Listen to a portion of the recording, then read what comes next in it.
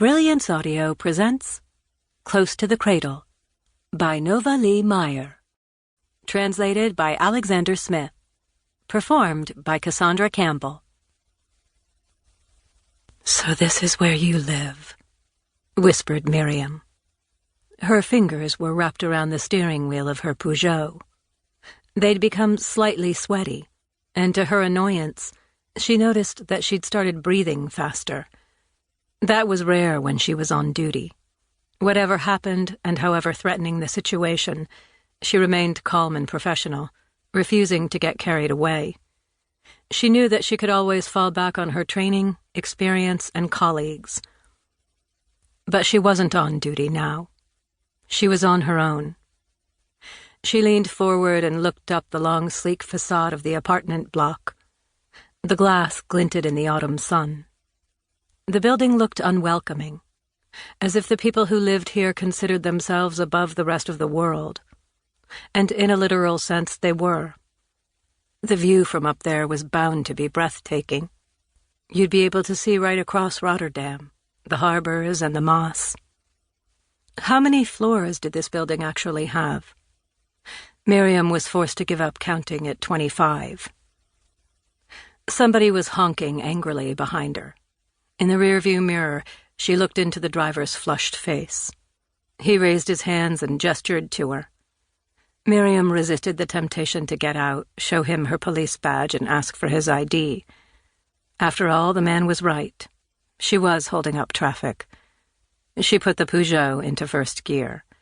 Her carotid artery throbbed in her throat as she drove to the end of the narrow street. Hennequin turned onto Balustrade. The sidewalks were lined with spindly little trees supported by stakes. All the houses looked the same.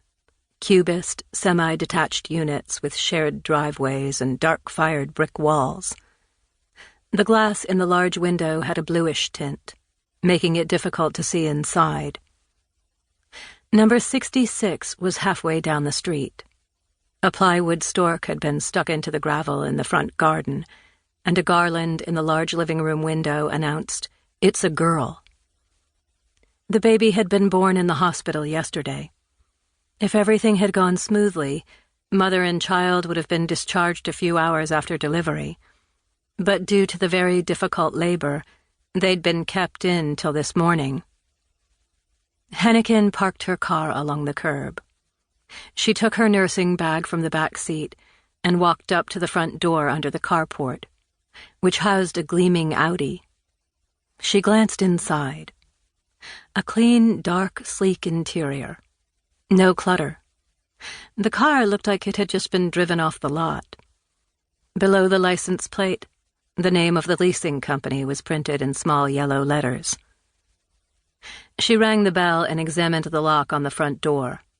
It didn't look too complicated, but it would probably be more convenient if she just had her own key. The family was unlikely to object. People who just had their first child were emotional, always a little off-kilter. Their whole life had been turned upside down by the arrival of a new human being. The maternity nurse was their confidant, a beacon of calm and wisdom in a new, unfamiliar situation. As a result, people quickly took her into their confidence. Hemorrhoids, vaginal stitches, family feuds, and other sensitive subjects were discussed quite openly with the maternity nurse, a complete stranger. Recently, Dora had told Hennequin what she loved about this job, before she'd set up her own private maternity agency in her converted garage and started delegating to others. She'd said, "You meet families at the happiest, most intimate time of their lives. It's such compassionate work, so rewarding." Hennequin saw it differently. The maternity nurse met people at the most vulnerable time of their lives, when they were least wary.